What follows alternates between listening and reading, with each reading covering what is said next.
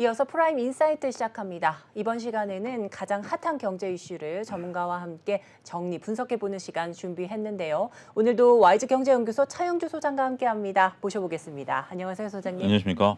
네, 오늘 좀 눈이 많이 내렸는데 어떻게 교통체증은 없으셨는지 모르겠습니다. 확실히 이게 뭔가 극단적으로 일이 벌어지면 네. 그다음에 좀 나은 것 같아요. 어저께만 하더라도 영하 뭐 한 17도까지 떨어졌다가 맞습니다. 오늘 영하 한 3도 정도 되니까 오히려 눈이 좀 포근하다라는 느낌이 드는 거죠. 네. 주식시장도 이와 같기를 좀 바랍니다. 우리가 네. 지금 현재 상당히 낮은 수준의 주가 수준이 있는데 이게 이제 바닥이고 네. 앞으로는 더 이상 이제 주가가 2,200, 2,300 간다는 얘기 좀 사라졌으면 좋겠다라고 좀 말씀드릴 수 있겠습니다. 네, 그렇습니다. 자, 그런 염원을 담아서 오늘 시작해 보도록 하겠습니다. 이제 첫 번째 뉴스 살펴봅니다. 이제 내일부터 매물 출회가 좀 가능한 LG 에너지 솔루션에 대한 이야기부터 해보도록 하겠습니다. 자, 약 1년 전에 상장을 했었죠. 이제 당시 직원들에게 우리 사주가 배정이 됐고요. 또 당시 모든 직원이 주식을 받았습니다. 그런데 대부분 대출로 좀 이루어졌고 또한 주가 또한 당시보다 현재 좀 올라와 있습니다. 이 주식시장 현재 보호예수 해제로 물량이 좀 출회될 것으로 예상이 되고 있는데 현재 어떤 상황일까요? 예, 일단은 이게 뭐 이미 예견됐었던 상황이기 때문에 최근에 LG엔솔이 주가 조정을 받는데 일조를 했다라고 말씀드릴 수가 있겠죠. 근데 오늘은 일단은 수급이 들어오면서 LG엔솔이 굉장히 강하게 주가 탄력성을 받았고 네. 이것은 LG엔솔만의 문제가 아니라 에코프로비움의 실적 발표 이후에 외국인들이 2차 전지 셀이라든지 소재 쪽으로 집중 매수가 들어오면서 오늘 이쪽 섹터가 강했었다 이렇게 말씀드릴 수가 있겠습니다. 일단 오늘 조금 이쪽이 주가가 강했으니까 그 이유에 대해서 궁금하신 분들을 위해서 잠깐 언급을 드리면 일단 외국인들의 수급이 좀 들어왔다라는 것이 일단 키포인트죠. 실적이 개선됐거나 개선될 기대감보다는 주식시장의 격언이 그런 게 있습니다. 수급은 모든 것에 우선한다라는 격언이고 이것이 결국 오늘 나타났다. 이러한 수급이 들어온 근저에는 최근에 외국인들이 샀던 은행주들이 오늘 조정을 좀 받았거든요. 그렇기 때문에 은행주에서 빠져나온 수급이 이쪽으로 좀 들어간 게 아니겠는가 이 부분도 볼 수 있죠. 네. 자, 내일부터 출회될 것으로 예상되는 LG엔솔의 우리사주 부분들을 한번 좀 살펴보도록 하겠습니다. 약 1년 전에 LG엔솔 직원들에게 공모가 30만 원으로 815만 4,518주가 배정이 됐습니다. 대부분의 직원들이 최소 1억 원에서 많게는 4억까지 이제 금액을 받았습니다. 네. 따라서 직원 평균으로 2억 5천만 원 정도의 매수를 했었던 것으로 우리가 미루어 짐작을 할 수가 있습니다. 배정 당시에 이게 815만 주가 당시 30만 원으로 계산하면 2조 4천억 정도 됩니다. 근데 최근에 이제 주가가 올라갔으니까 요거는 이제 오늘 올라간 거 빼고 이제 계산한 거예요. 네네. 그런데 3조 8천억 오늘 올랐으니까 대략 한 4조까지 현재 지금 평가 금액이 올라가 있기 때문에 네네. 대략 한 1조 5천억 정도 평가 금액이 나 있다라는 거죠. 네. 공모가 대비해서 한 60% 정도 상승을 한 상태고 직원당 평균 1억 4천만 원의 수익이 발생한 지금 그런 상황입니다. 네. 이것들을 과연 직원들이 팔겠냐 안 팔겠냐 뭐 우리가 여러 가지 생각을 해볼 수는 있습니다. 근데 앞서 말씀드렸다시피 직원 평균 2억 5천만 원의 주식을 매수를 했는데 이 돈을 현찰을 내고 사신 분들은 거의 없을 거예요. 저도 이제 우리사주를 받아봤는데 네네. 이거는 우리사주 물량이 있기 때문에 확실한 담보고 그다음에 회사가 두 번째 담보를 쓰거든요. 그렇기 때문에 금융기관들이 쉽게 돈을 빌려줍니다. 네네. 이것은 이제 월급에서 또 이자를 또 차감해서 회사가 관리를 하기 때문에 이 부분은 신용도와 상관없이 일괄적으로 직원들에게 동일한 금리를 제공하고 이것을 이제 나타내기 때문에 더군다나 이제 중간에 돈이 생기면 자기가 조금 갚을 수는 있습니다만 어차피 1년 정도 있다가 팔 수 있는 상황이 되니까 이걸 끌고 왔다라는 거죠. 네. 그런데 대출 금리가 당시에 약 2%대에서 지금 5%대까지 증가했다라는 게 LG엔솔의 얘기입니다. 네. 그때 당시만 하더라도 2% 정도면 굉장히 뭐 어떻게 보면 좀 높은 수준은 아니었어요. 지금도 5%대 대출이라면 그렇게 높은 건 아니지만 일단 이자가 2배 이상 올랐다라는 것이 네네. 부담이 될 수밖에 없겠다라는 거죠. 일부 언론에서는 직원 인터뷰 기사가 실렸습니다. 이게 사실인지 아닌지 모르겠습니다만 대부분의 직원들은 현재 지금 대출금을 갚아야 되는 상황이기 때문에 우리사주 물량에 대한 출회 가능성을 언급하고 있다라는 거죠. 자, 이게 지금 어느 정도 물량이냐라는 부분들에 대해서도 우리가 한번 계산을 해볼 필요가 있다라는 겁니다. 우리사주 물량은 총 발행 주식의 3.4%입니다. 총 발행 주식의 3.4%가 나오는데 왜 그렇게 우리가 긴장을 해야 돼라고 생각을 할 수 있습니다만 LG엔솔의 모회사는 LG화학이죠. LG화학이 LG에너지솔루션 주식의 81.84%를 가지고 있습니다. 이 물량은 시중에 나오는 물량이 아니죠. 그냥 LG 화학이 LG엔솔을 가지고 있는 그런 물량입니다. 보유 물량은 약 18%에 불과합니다. 그중에서도 여러분들이 지금 보고 계신 것처럼 국민연금이라든지 이런 쪽들이 갖고 있는 물량들이 있기 때문에 실질적으로 돌아다니는 물량은 얼마 안 돼요. 그런 상태에서 우리 사주 내용이 나온다라면 LG 화학을 제외한 모든 물량이 유통 가능 물량이라고 봤을 때 실제로 현재 지금 이것이 다 매물화되면 유통 가능 물량은 무려 23%가 증가합니다.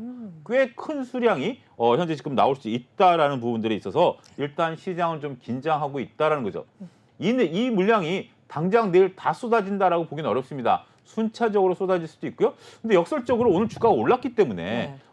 아무래도 만약에 매도를 마음 먹었다라면 조금 유혹을 받을 수도 있죠. 차라리 오늘 주가가 많이 빠졌었다라면 네. 이것에 대해서 조금 올라올 때마다 매도를 해야지라고 하는데 오늘 51만 7천 원에 끝났다라고 본다라면 네. 충분히 내일 아침 동시과 때부터 물량을 때릴 가능성도 배제할 수 없습니다. 네네. 이것을 일단은 여러분들이 다 가능성을 놓고 보셔야 될 것 같아요. 오늘 수급이 들어온 건 외국인들이고요. 외국인들 같은 경우는 개인 투자자들과 다른 생각을 하고 있다라는 거죠. 네네. 그런 부분들 때문에 결국 제가 말씀드리고자 하는 요지는 이 물량을 받겠다라고 보시는 분들도 일부 계신 것 같아요. 그런데 그 물량을 서둘러서 받으실 필요는 없다라고 보여지고요. 어느 정도 출회되고 있는지에 대한 상황들을 면밀히 추적 관찰하셔야 될 것으로 보여지고 있고요. 그다음에 제 개인적인 견해는 굳이 받으실 필요는 없지 않겠나 싶습니다. LG에너지솔루션 같은 경우 상장 당시에는 시가총액 2위에 달하기 때문에 네. 소위 패시브 자금이라는 것들이 무조건 끼워 넣었어야 되는 거예요. 무슨 얘기냐면 지수가 움직이면 펀드 수익률이 달라지지 않습니까? 네. 따라서 패시브 펀드, 그러니까 우리가 소위 말해서 인덱스 펀드를 가입한다라고 했을 때 인덱스 펀드는 코스피 200과 거의 유사하게 펀드를 가지고 있어야 됩니다. 그래야 삼성전자가 올라가면 펀드가 인덱스처럼 지수를 따라갈 수 있고 삼성전자가 떨어지면 가치 수익률이 떨어지는 거죠. 그런 가운데 LG엔솔이 들어오니까 무조건 LG엔솔을 샀어야 되는 게 외국인과 기관차들의 당시 모습이었던 것입니다. 하지만 이제 이것은 그들이 물량을 다 채우는 상태이기 때문에 추가적으로 그들이 이러한 요소로 살 만한 것들은 이미 사라졌다. 결국 이제 LG엔솔은 펀드멘탈에 의해서 주가가 움직일 가능성이 있고요. 현재 펀드멘탈에 대한 부분들은 일부 증권사에서 얘기하는 것처럼 밸류 논란도 현재로서는 나타나고 있다. 네. 종합적으로 보셔야 될 것으로 보여지고요. 단기간에 매물이 어떻게 소화되는지 초미의 관심권에 내일부터 들어갔다. 네. 이렇게 말씀드릴 수가 있겠습니다. 네, 그렇습니다. 이제 LG 에너지 솔루션 이제 1년 전쯤에 상장을 했습니다. 자, 이제 보호예수 해제로 이제 공모가 대비 약 60% 상승한 이 상황 속에서 매물들이 좀 출회할 것 같다 이런 말씀해 주셨는데요. 여기에 문제가 이제 당시 대출 금리는 2%대였지만 현재 5%까지 상승을 하면서 이 좀 은행 빚으로 좀 사신 분들 좀 매물 출회가 되기 때문에 이자가 2배로 늘어난 상태입니다. 따라서 매물 출회가 주가에 영향을 미칠 만큼의 좀 물량이 나올 것으로 좀 예상이 되고 있습니다. 따라서 시장은요, 이 단기간 매물 출회 가능성을 좀 경계해야 되겠다 이렇게 경고를 하고 있는 듯합니다. 자, 이제 앞서 소장님께서 말씀해주신 것처럼 수급이 모든 걸 우선한다고 했습니다. 이제 주식시장에서 꼭 체크해야 될 부분이 바로 수급인데요. 자, 그래서 다음 이슈 한번 보면요, 2023년 1월 들어서 주식시장에서 이제 외국인들이 약 5조 가량을 순매수했습니다. 이제 지난해 12월 매도를 지속하던 모습과 조금은 상반된 모습입니다. 자, 이 이유를 뭐라고 좀 보면 될지 그리고 앞으로의 전망도 좀 궁금합니다. 일단 외국인들이 샀다라는 건 긍정적이죠. 그리고 긍정적인 이유를 좀 찾고 싶은 게 이제 많은 시청자분들의 생각이고 네. 저 역시 마찬가지입니다. 여러 가지를 좀 살펴보게 된다라면 외국인들이 10일 연속 순매수에 들어왔어요. 굉장히 이게 뭐 점점 좀 늘어났으면 좋겠다. 네. 이달 말까지 정말 네, 쭉 샀으면 좋겠다라는 게 네. 많은 분들의 이제 관심사죠. 역시 삼성전자를 중심으로 매수가 들어왔고 오늘도 삼성전자를 외국인들이 지속적으로 주가 이제 탄력도는 그렇게 좀 높지는 않았습니다만 매수를 하고 있다라고 좀 말씀드릴 수가 있겠습니다. 현재 지금 주식 시장이 굉장히 취약합니다. 고객예탁금이 2021년 피크를 찍었을 때 71조. 고객예탁금이라는 게 주식을 사겠다라고 주식시장에 들어와 있는 대기자금인데 네. 당시에 71조까지 늘었습니다. 지금은 44조까지 떨어졌죠. 근데 이게 지금 추세적으로 빠지고 있는 상태입니다. 어디까지 빠질지 모른다라는 건데 코로나 이전에 고객예탁금은 20조 수준이었기 때문에 아직도 빠지려면 한참 많이 빠질 수 있는 그런 부분들이죠. 요즘 주위에서 보시면 주식 투자에 관심이 좀 떨어지시는 분들도 많고 주식 투자를 안 하겠다라는 분도 이제 나타나기 시작했기 때문에 이 부분은 빠질 거예요. 근데 이 부분을 지금 외국인들이 메우고 있다라는 겁니다. 그래서 네네. 매우 긍정적이다라고 좀 말씀 좀 드릴 수가 있겠고, 그러면 외국인들이 왜 사느냐에 대한 부분들을 우리가 미루어 짐작을 해야 된다라는 거죠. 첫 번째는 원화 강세의 기조가 뚜렷하게 나타났다라는 겁니다. 아이러니하게 불과 3개월 전, 그러니까 11월 초에 미국의 중간 선거가 있었죠. 중간 선거 이전만 하더라도 원달러 환율은 1,430원이었습니다. 지금은 1,230원이죠. 중간 선거 끝나고 약 석 달 만에 환율이 200원이나 빠졌습니다. 이것은 조금 여러 가지를 우리가 생각해 볼 수 있죠. 그 사이에 소위 킹달러라고 불리우던 달러 강세가 이제 무너졌기 때문에 우리가 이제 환율이 떨어지게 된 것인데, 그럼 원화 강세가 이루어진 것에 대해서는 우리나라 체력이 그만큼 좋아지지 않겠느냐라는 부분들이 있습니다만, 현재 무역 수준은 우리 계속 적자를 나타내고 있고 네. 경제 성장률도 그렇게 높지가 않기 때문에 이 부분만 가지고 200원이나 움직였다라는 부분에 대해서는 설명이 좀 미흡하죠.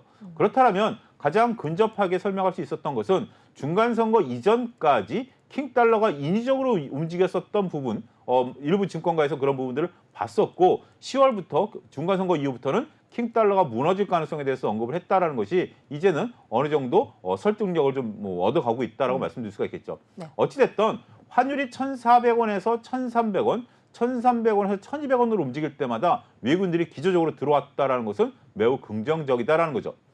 지난 11월 달에 1,400원에서 1,300원 들어왔을 때도 외국인들이 똑같이 들어왔습니다. 그때 당시에 외국인들은 삼성전자를 그때 당시에 사면서 그때 당시에 6만 원 초입까지 잠깐 올라갔다가 다시 5만 원대로 떨어졌던 기억이 나실 겁니다. 그때 당시에 외국인들은 1,400원에서 1,300원까지 환차익 100원을 먹었고요. 네. 삼성전자를 약 7% 수익을 내면서 전반적으로 한 15% 정도 수익이 난 것으로 추정이 됩니다.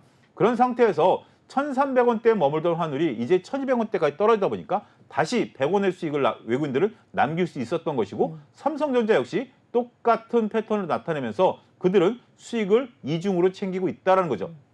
1,300원에서 1,200원으로 떨어지면 100원의 환차익을 외국인들은 얻게 되는 것이고요. 삼성전자를 사면서 삼성전자를 끌어올렸기 때문에 삼성전자에서도 수익을 봤다. 이렇게 우리는 이해를 하면 될 것으로 보여집니다. 그거와 덧붙여서 최근에 한국과 중국 증시가 뉴욕 증시와 디커플링이 일어나고 있는, 그러니까 다른 방향으로 움직이고 있는 것들도 네. 여러분들이 예의주시하셔야 된다라고 말씀을 드릴 수가 있겠습니다. 이것은 현재 중국의 리오프닝과 관련해서 경제 성장에 대한 기대감들이 있는 것이고요. 네.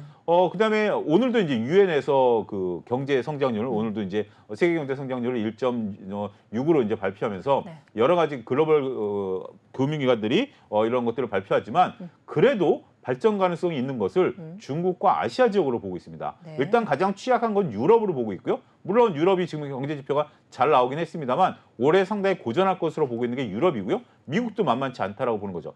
그런 것 대비해서는 아시아 지역이 상대적으로 비교 우위를 보일 것이다라는 것이 작년 말부터 글로벌 IB들의 리포트를 통해서 이미 확인이 됐었던 그런 상황들입니다. 그러다 보니까 아무래도 투자자 자금들이 신흥국 쪽으로 몰릴 수밖에 없고 신흥국의 대표 주자인 중국과 우리나라 쪽으로 자금이 들어오고 있다. 이렇게 이해를 하시면 될 것으로 보여집니다. 네. 여기에 덧붙인 것이 우리나라로 외국인들이 들어올 때 가장 먼저 하는 게 삼성전자를 사는 거죠. 네. 왜냐하면 삼성전자를 사면 지수를 사는 것이기 때문에. 근데 단지 삼성전자를 살 때 깨림직했던 것들이 반도체 시황 사이클에 대한 부담감이었습니다. 하지만 얼마 전에 버클레이즈를 필두로 해서 반도체가 2020년 10월 달에 저점을 찍었다. 저희도 이제 그 부분을 말씀드린 바가 있는데 네. 그런 것들이 힘을 얻으면서 이제 반도체가 아직까지는 턴하기는 어렵지만 최소한 바닥을 찍었다라는 공감대가 형성이 된다라면 외국인들 입장에서 보면 삼박자가 맞아 떨어졌다라는 거죠. 정리해드리자면 환차익을 거둘 수가 있고요. 두 번째는 신흥국으로 자금들이 들어오고 있다라는 거. 세 번째는 반도체가 바닥을 찍었다라는 점. 이러한 점들을 보게 된다라면 외국인들의 순매수에 대한 어떤 기조는 충분히 이해가 될 수 있다. 이렇게 좀 말씀드릴 수가 있겠습니다. 자, 그런데 그럼 외국인들이 언제까지 들어올 것이냐에 대한 부분들도 우리가 맞던 틀리던 일단 한번 예측은 해봐야 되겠죠. 네. 과거 사례를 봤을 때 신한증권에서 나온 리포트를 토대로 보게 된다면 소위 1월 효과를 분석해 놓은 리포트가 있습니다. 이게 12월 말에 나왔었던 리포트인데요. 그 리포트를 보면 우리가 그때 당시에 이제 소위 말해서 산타랠리라는 단어를 좀 썼었는데 네네. 산타랠리는 역사적으로 검증된 바 없다라는 게 신한증권 리포트의 요지였고요. 하지만 1월 효과는 역사적으로 증명된 것으로 나타났다라는 게 결론이었었습니다. 1월 효과의 대표적인 모습들은 뭐냐면 그해 경제 성장률이 도드라질 것으로 보였을 때 그거에 대한 반영으로 1월 효과가 나타났다는 거죠. 근데 1월 효과가 나타나는 전제 조건이 몇 가지가 있습니다. 하나는 그중에서 가장 중요한 것은 외국인들의 수급이 들어올 때 1월 효과가 나타났었다라는 거죠. 기관들 같은 경우 12월 달에 배당을 노리고서 매수를 했다가 1월 초에 매도하는 패턴이 약 10년 동안 동일하게 반복이 됐었습니다. 네. 따라서 우리가 1월 첫째 주에 기관들 매도세가 엄청나게 나오면서 주가 조정 받았었던 기억 있죠. 외국인들이 본격적으로 들어온 건 바로 그 다음 텀으로 들어왔었던 것이죠. 그렇기 때문에 결국 신한증권이 12월 말에 예측했던 것처럼 그때 그 리포트의 요지는 겁니다. 만약에 외국인들이 들어온다라면 이런 효과는 나타날 것이다라는 전제 조건이었는데 네. 진짜 진짜 외국인들이 들어왔고 이런 효과가 나타난 거죠. 어. 그들이 삼성전자와 은행주와 몇 개를 샀다라 하더라도 일단 지수를 끌어올렸기 때문에 1월 효과가 나타났다라는 점. 이 점은 만약에 지금 이 방송을 보시는 주식 투자자라면 기억해 두셨다가 매년 반복되는 패턴이기 때문에 그 부분에 대해서는 여러분들이 잘 보셔야 되지 않을까라고 말씀드릴 수가 있겠습니다. 이제 다음 주면 벌써 다음 주 오늘이면 목요일이면 미국에 이제 FOMC가 열리고 25일 이제 금리 인상이 되겠죠. 맞네요. 그 이후에 이제 또 새로운 세계가 펼쳐질 가능성이 있습니다. 따라서 외국인들이 지속적으로 투자하는 부분에 대해서는 좀 관찰을 해야 된다라고 말씀드릴 수가 있겠죠. 앞서 잠깐 언급드렸다시피 그동안 외국인들이 끌고 왔었던 은행주에 대한 매수 포지션이 조금 주춤해졌고요. 이제 2차 전지라 쪽으로 매기가 붙었는데 이게 이어진다라면 조금 더 외국인들의 매수세는 들어올 가능성이 있습니다. 네. 여기에 오늘 실적 발표를 한 자동차라든지 이런 쪽들이 현재 소위 룸이 비어 있다. 그러니까 외국인들이 물량을 채워넣을 수 있는 이런 것들이 좀 비어져 있는 상황이기 때문에 만약에 실적 가이던스가 바닥을 찍었다라는 인식이 든다면 외국인들의 매수는 어느 정도 기간 동안은 유지될 가능성이 높지 않겠는가 그렇게 예측을 해볼 수 있을 것 같습니다. 네, 이제 오늘까지 10거래일 연속 매수세를 좀 보이고 있는 외국인 투자자를 좀 분석해 주셨습니다. 자, 이제 외국인들 새해에만 5조 순매수를 보였다라고 앞서 말씀드렸는데요. 또 삼성전자 중심의 매수세가 유입된 것으로 지금 확인이 되고 있습니다. 자, 그렇다면 우리나라로 외인들의 자금 왜 쏠렸는지 그걸 분석도 해주셨는데 첫 번째로 이제 원화 강세의 기조적 움직임이 좀 보였다라고 분석을 해주셨고 또한 유럽 대비 아시아 지역 경기 전망이 좀 긍정적으로 풀이게 되면서 우리나라를 포함한 신흥국 증시에 이제 외국인 자금이 몰린 것으로 지금 보고 있다 말씀해 주셨습니다. 자, 그러면서 이제 국내 시장 쪽에 선도 업종인 반도체 그중에 대표 종목인 삼성전자의 투자가 조금 들어오는 상황이라고 말씀해 주셨고요. 또한 1월 외인 유입이 된다면 1월 효과가 나타날 것으로 지금 예측을 했었는데 어느 정도 그 기미가 보이고 있다 말씀해 주셨습니다. 하지만 무엇보다도 이 중기적으로 봤을 때는 기업 실적에 좀 주목을 하시면서 투자에 임하셔야 되겠다. 이런 포인트까지 챙겨가셨으면 좋겠습니다. 자, 이번에는요. 일본 투자자들 좀 살펴보겠습니다. 그동안 글로벌 자산 시장에서 이 와타나베 부인이라는 말이 조금 많이 회자가 됐습니다. 자, 그런데 이제 일본은행이 금리를 올릴 가능성이 대두되면서요. 이들의 자금 회수가 좀 화두가 되고 있습니다. 자, 우선 와타나베 부인에 대해서 좀 알고 넘어가야 될 것 같은데요.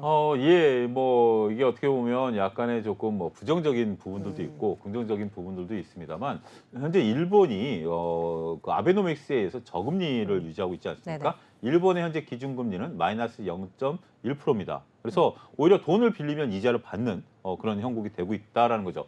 더군다나 YCC라고 해서 그 장기 채권 금리를 묶어놨어요. 0.5로 묶어놨다가 이번에 0.75로 올려놓은 상태, 0.25에서 0.5로 이번에 올렸는데 어쨌든 기준금리는 가만히 둔 상태에서 더 이상의 금리가 오르지 못하도록 중앙은행의 양적 완화를 계속함으로써 금리가 일정하게 유지가 되는 그런 부분들이 있었죠.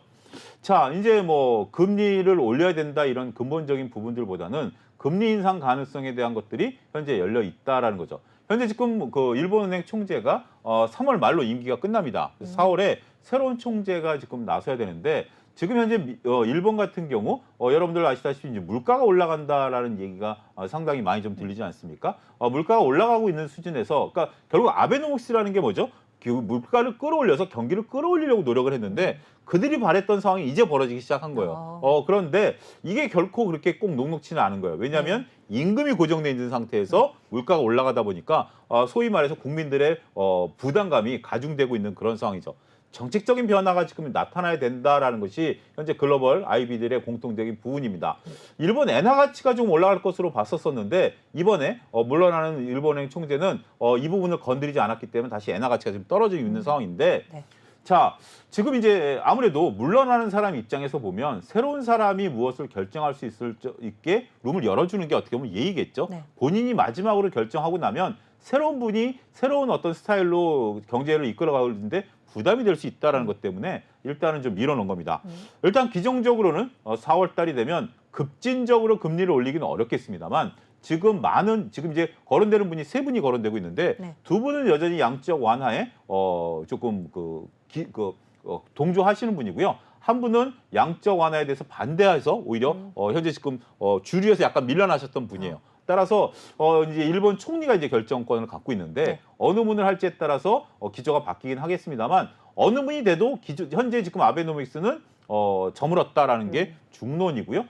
하지만 이제 변화의 속도라든지 방향이 얼마큼 급진적이냐의 그 차이는 있을 것으로 보여집니다.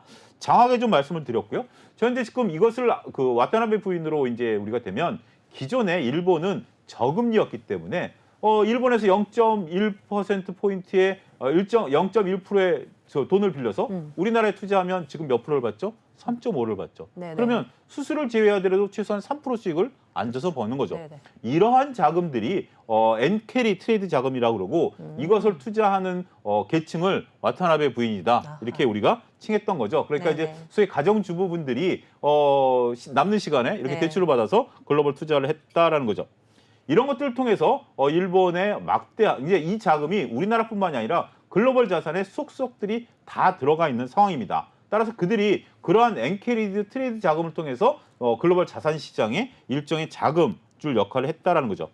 2022년 12월 말 현재 우리나라에 이 돈이 약 12조 들어와 있는 것으로 우리 금융기관은 추정을 하고 있습니다. 이게 뭐 개별적으로 투자한 거고 자금 출처를 우리가 확인할 수는 없는 거기 때문에 추정치예요. 하지만 그래도 12조 정도면 적지 않은 금액이 그렇죠. 우리나라에 들어와 있는 것으로 네. 추정을 하고 있습니다.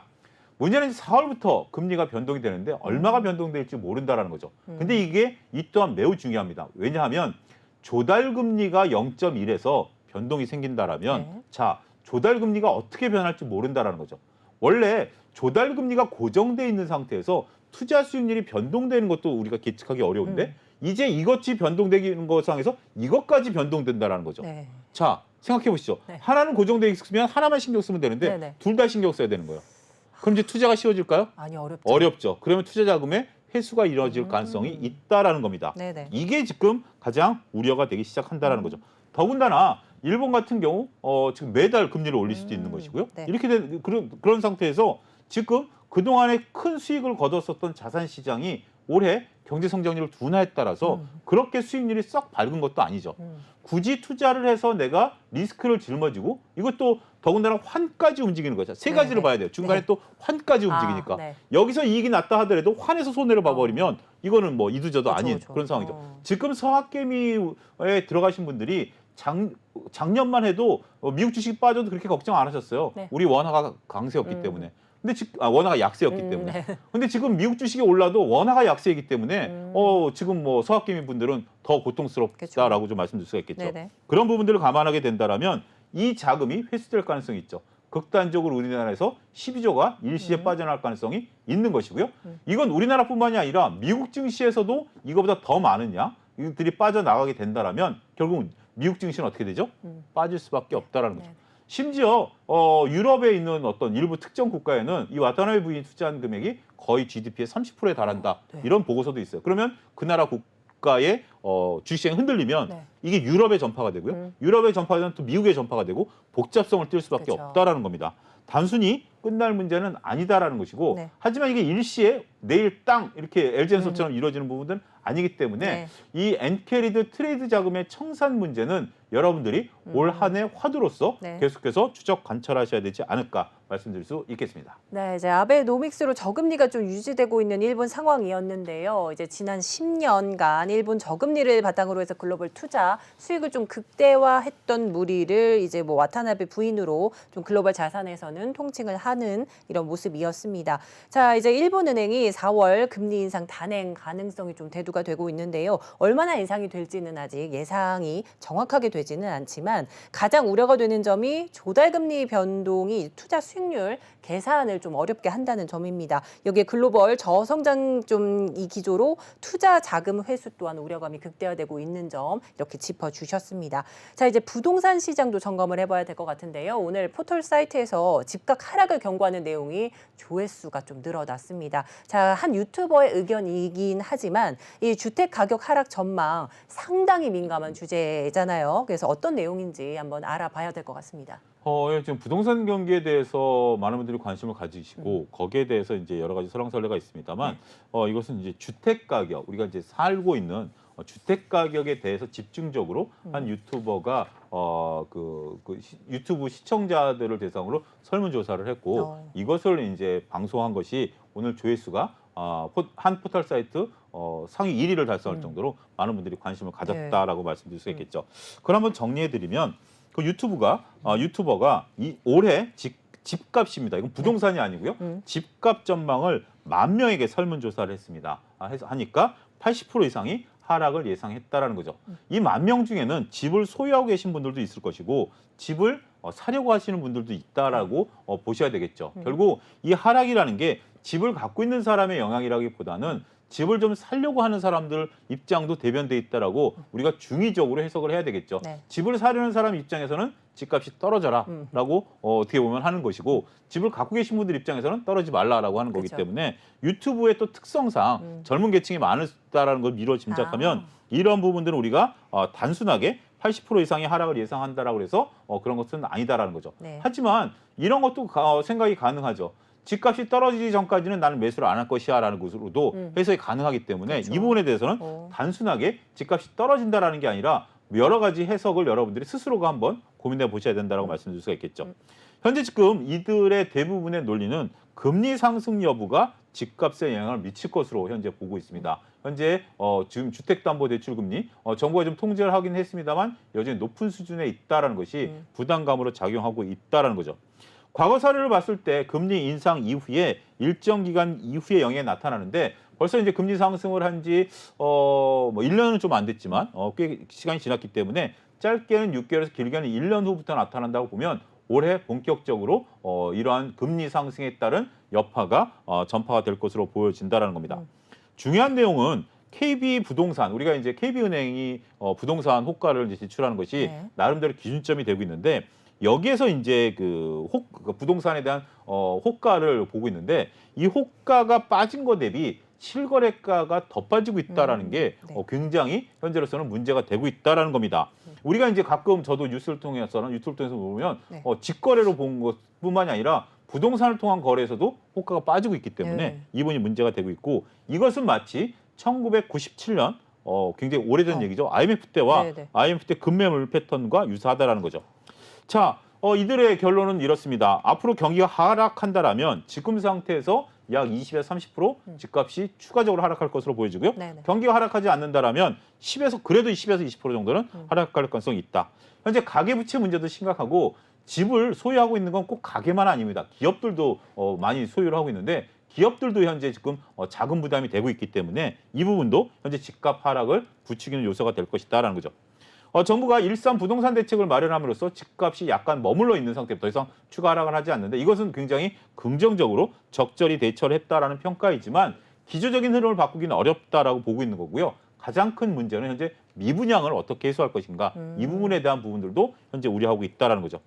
마지막으로 결론은 상당히 지금 뭐 제 생각과도 좀 거리가 먼 건데 2025년 정도 돼야 바닥을 칠지 않을까라는 굉장히 먼 미래를 나타내고 있다라는 점. 어쨌든 꽤 영향력 있는 유튜버고요. 이들이 10,000명을 토대로 내린 설문조사와 다른 또 전문가를 출연시켜서 낸 결론이다라는 점도 네. 여러분들이 한번 참고하셔야 되지 않을까 싶습니다. 네, 그렇습니다. 자, 어찌 됐든 이제 하락 전망이 우세한 현재 부동산 시장 점검을 좀 면밀하게 분석해 주셨습니다. 오늘 말씀 여기까지 듣도록 하겠습니다. 지금까지 차영주 와이즈 경제연구소장과 함께했습니다. 감사드립니다. 감사합니다.